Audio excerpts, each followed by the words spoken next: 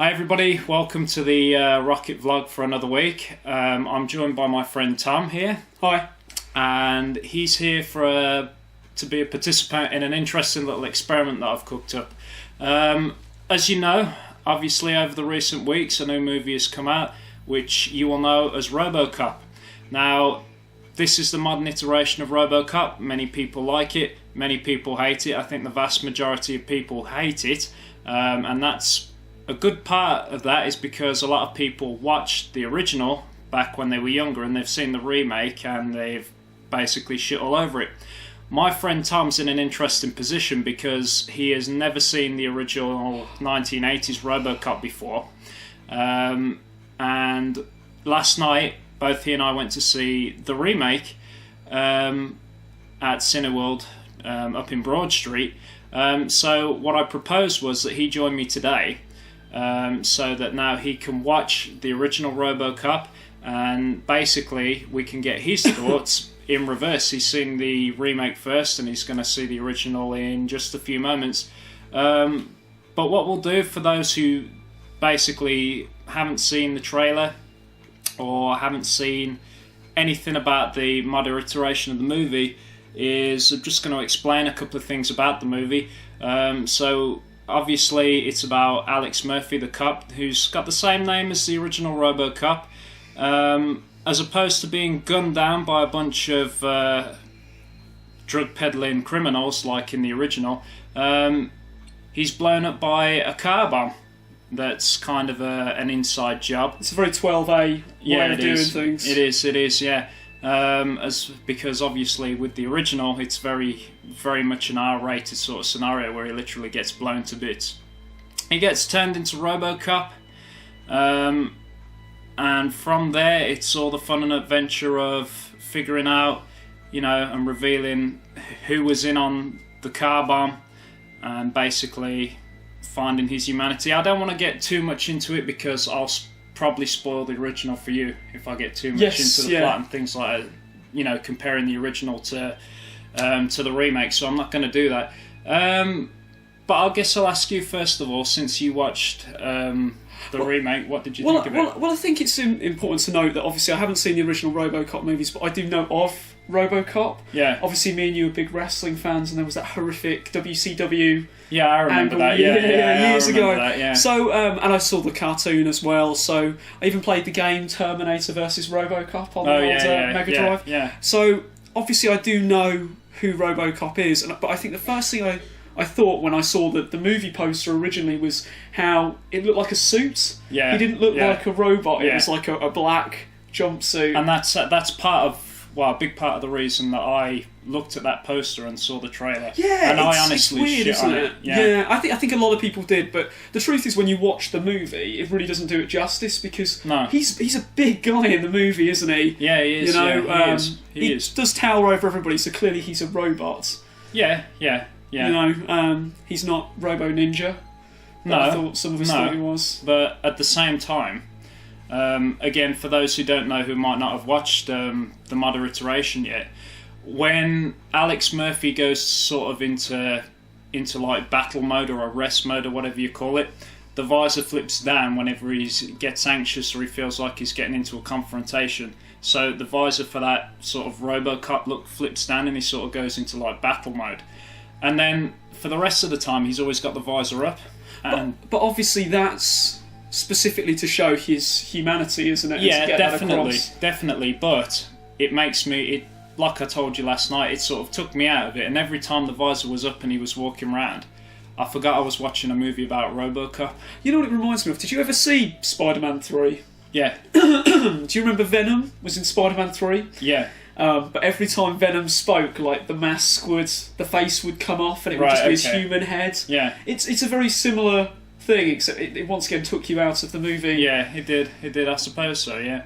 So, overall, considering, I mean, you knew a few little elements of Robocop going into this movie. That's a point. Did you ever watch the cartoon? I think I had an old VHS, but I don't remember watching it. Okay, so what were your thoughts of it overall? I want to instantly compare it to Dread. and I don't know whether that's unfair, but I thought it was a good action movie. Yeah. You know, Yeah. for what I thought. Yeah. It had Gary Oldman in it, who's just Yeah. an amazing actor. Yeah. I do feel with his scenes in particular, there was a lot of the lab scenes. Yeah. And I think that was specifically because they thought they were paying for Gary Oldman. Right. Let's use Gary Oldman. Yeah. You know. Yeah. Great scene, Samuel Jackson. I think the first... I was saying to you last night, actually, I think the first 10 minutes of the movie are almost a completely different tone to the rest of the movie. Yeah. Well, I got to be honest. The first 10 minutes of the film, again, I kind of forgot I was watching a movie about Robocop. Yeah, it was like that because wasn't it? it's set in Tehran or Iraq, somewhere like that, and this show that Samuel Jackson sort of hosts in the movie called The Novak Element, which I think is a great take on the O'Reilly factor from Fox News. He's basically sort of showing how great robot enforcers can be, and they're showing them working in Iran. And like I said, I forgot I was watching a movie about Robocop because there was nothing that would make you think about Robocop, OCP or anything like that outside of the ED-209, the huge robots walking around. That was the only thing that made me remember, okay, this is a Robocop movie. The first 10 minutes made me think, what the fuck has this got anything to do with Robocop?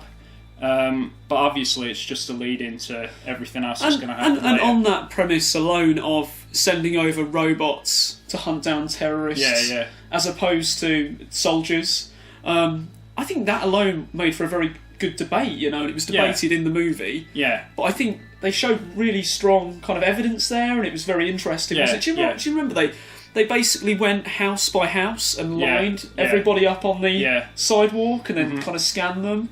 I haven't seen anything like that before. I thought that was really cool. No. Well, to be honest, that could have been a movie. That could have been a movie on its own as well. Yeah, totally. That could make for a decent spin-off, I suppose. Yeah. What would it be called? I don't know. I don't know.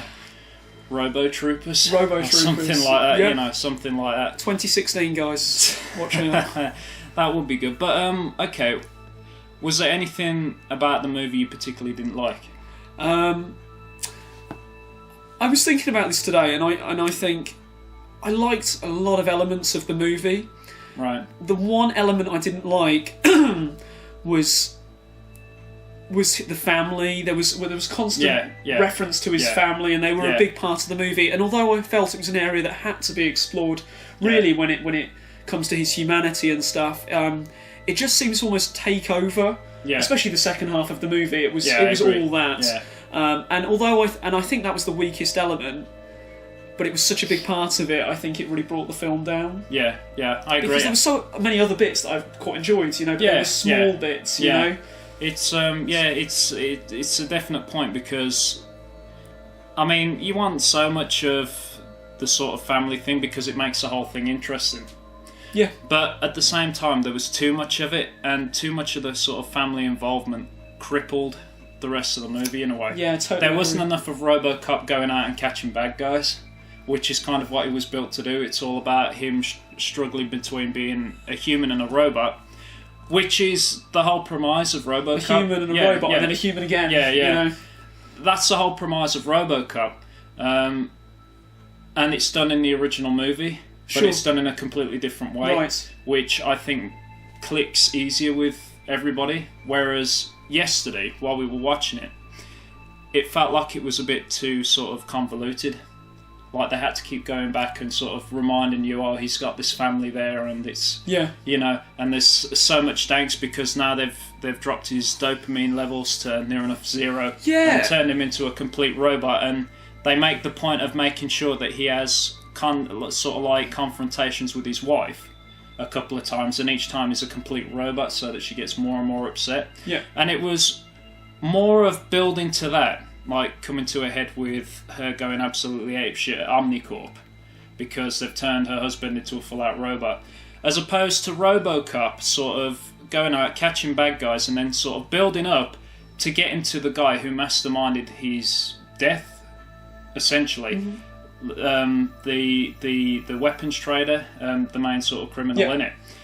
it didn't build enough to that. That was almost secondary to everything. Very much so. And it was almost rushed as well when it came. It was, because it was like 5 minutes, he decides he's going after the guy, and 5 minutes later he's... And being Robocop, he knows where he is straight away, doesn't he? Yeah. No, totally agree. Good point. But that makes for another interesting bit about it, is how Robocop, this movie, was essentially...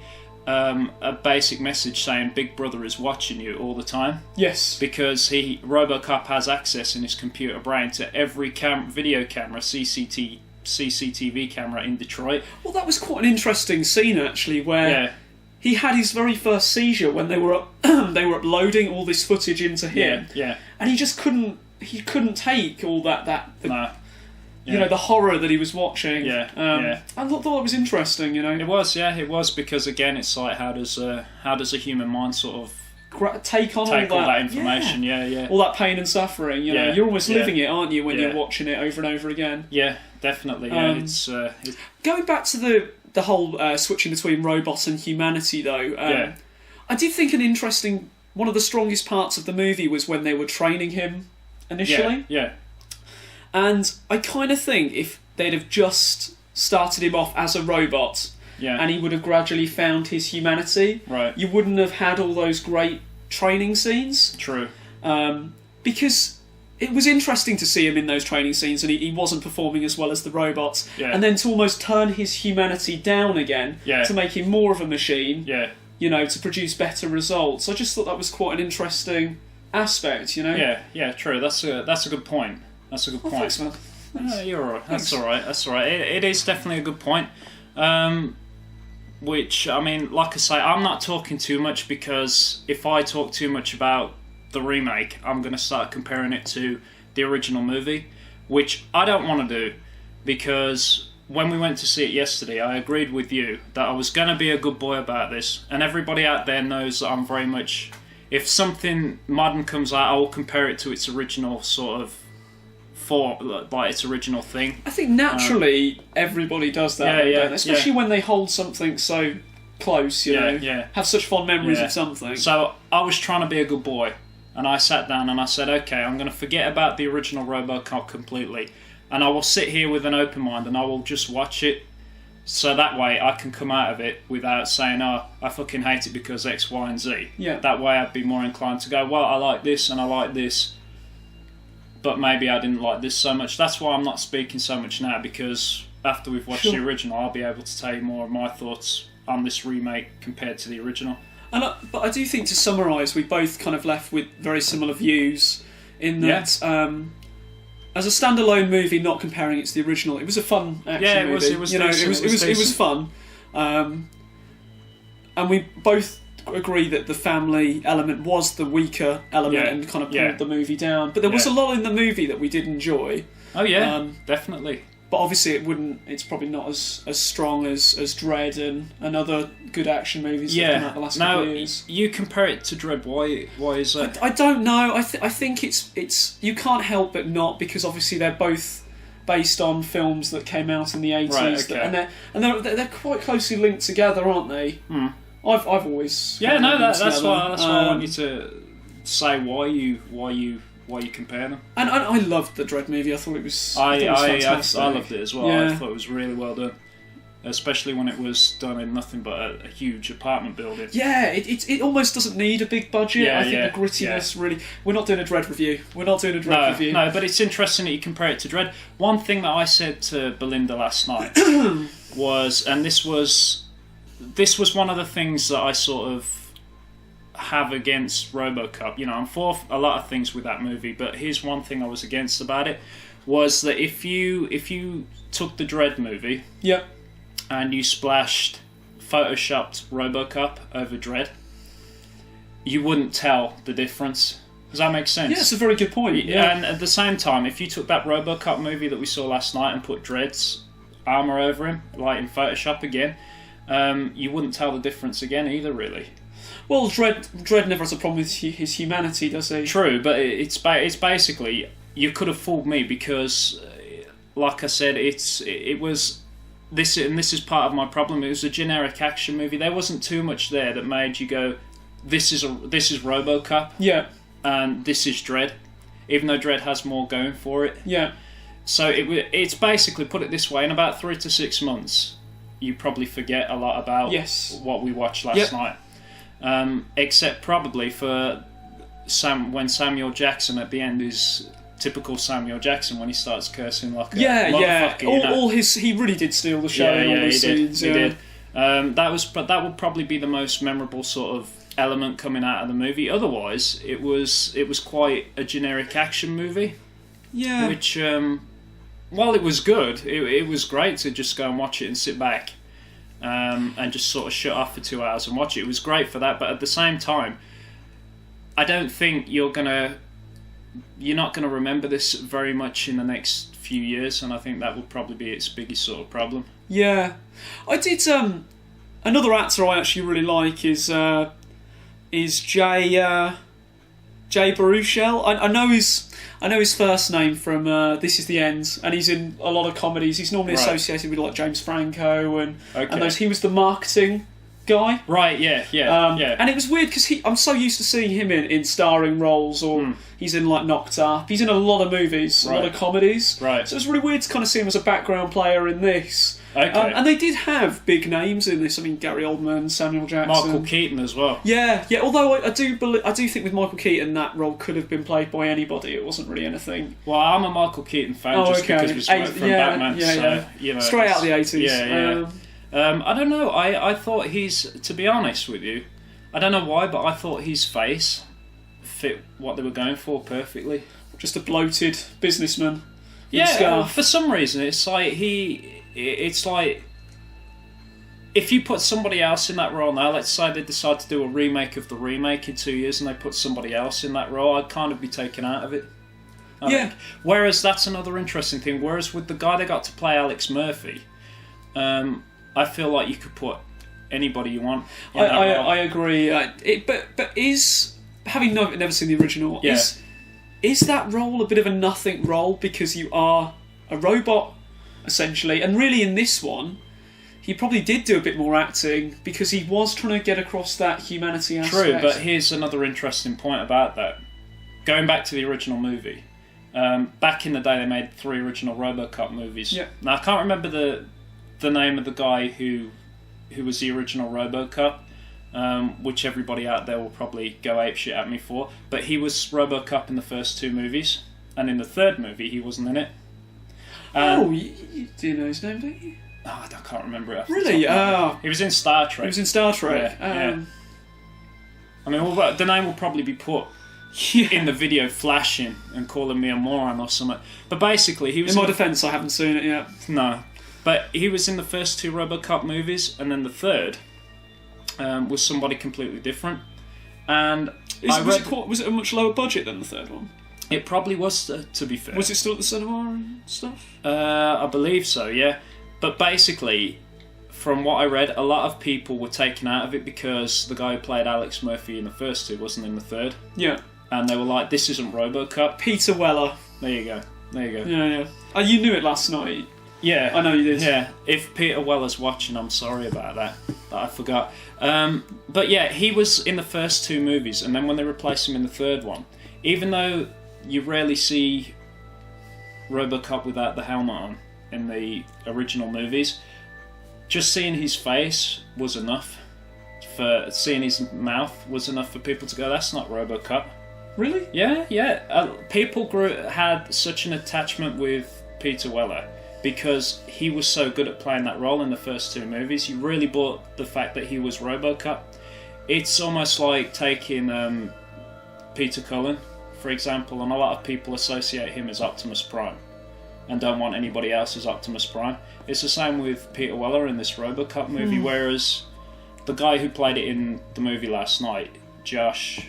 I can't pronounce his last... Yeah. Josh Kinnaman. Yeah, Joel Kinnaman, I think it's Joel. Yeah, that's it, I'm sorry. That's right. I felt that you could have taken any guy from any action movie with that sort of build. And I think they did. They almost did, didn't they? I felt he was very interchangeable, whereas Peter Weller in the originals he had a very defining look about him. Yeah.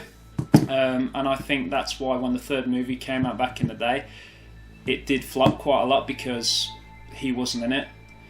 So I think they sort of... I don't think the guy you get to play, Alex Murphy / Robocop, is so interchangeable, just basically because he's just going to be a guy playing a robot. Well, that's what I'll look out for in the original way. So I felt everybody else I felt was cast very well, but then it's like the guy that got to play Alex Murphy. Put it this way: as soon as he sort of stormed into the Detroit police headquarters at the beginning of the movie, where you first see him, like Vince McMahon, he's sort of bowling around, I kind of thought, I can tell what this is going to be like already. And he comes in as a hothead, and he's like, "Oh, this didn't go down well, and Lewis has been injured," and all this sort of stuff, and he was blowing his stack, basically.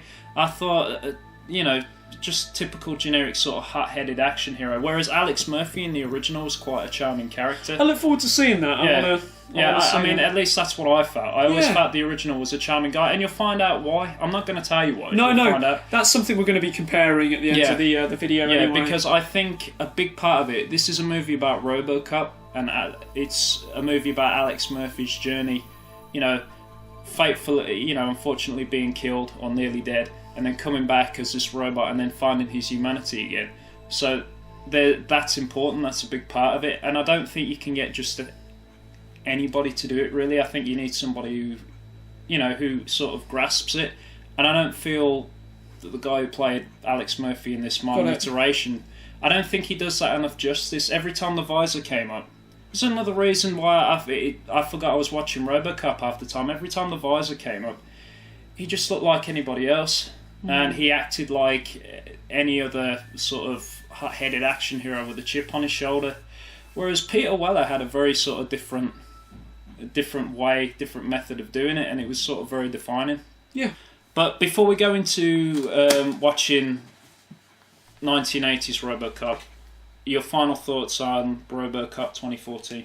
I thought there was a lot of stuff I liked, but the stuff I liked was almost in smaller chunks. Yeah. Obviously, the weaker part was the family, and that was such a big part of it. I think it pulled the movie down a bit. So I would just say it's a fairly above average action movie. Yeah, I would probably say the same thing. Decent action movie. Go and watch it. Sit there with an open mind. Don't think about the original Robocop movie. Sit there, forget about everything. Just absorb what you're watching, and you'll probably walk out thinking, "Okay, that was decent." And then think about the original. Yeah, pan it. But whether you remember it in 3 to 6 months would be probably would be the proof in the pudding. It's a good test for any movie, isn't it? Well, that I think that's part of the reason why the original does so well, because there are a lot of memorable sort of things about it that everybody remembers, whereas this one doesn't. The remake doesn't have that so much, and I think that's what this remake has going against it. Great, looked like a very pretty movie because of all the sort of budget and special effects they can have, but you probably won't remember it in 3 to 6 months.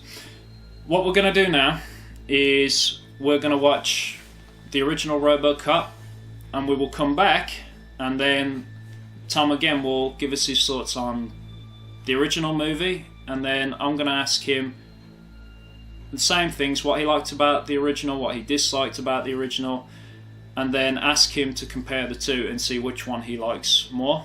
And maybe then I will also give a few more of my thoughts about the remake, because obviously then I won't have spoiled it for you, and I can compare the two.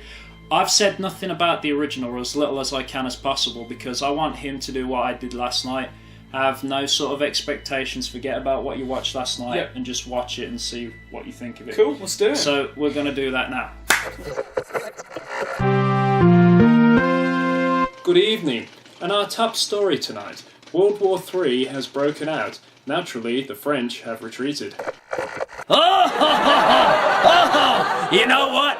I like pussy. I'd buy that for $1. Omni Consumer Products. We want your money. And more on our main story, World War III. The French have turned things around. They are actually now winning.